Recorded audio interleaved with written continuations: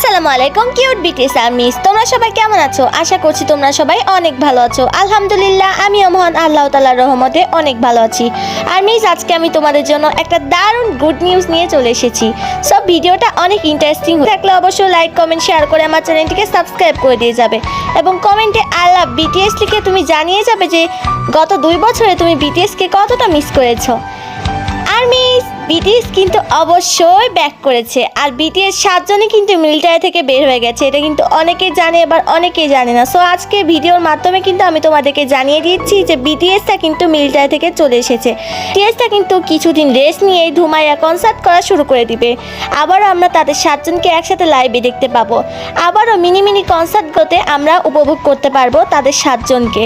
আমি তো অনেক খুশি।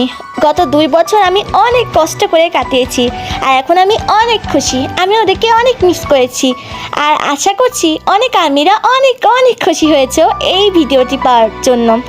সো আর্মিস, ভিডিওটি আজকে এই পর্যন্তই ছিল। ভিডিওটি ভালো লাগে থাকলে অবশ্যই লাইক কমেন্ট শেয়ার করে আমার চ্যানেলটিকে সাবস্ক্রাইব করে পাশে থাকা বেল আইকনটি ক্লিক করে দিবে। যখন আমি নতুন কোনো ভিডিও আপলোড করব সেই ভিডিওটি যেন সবার আগে তোমাদের কাছে পৌঁছে যায়।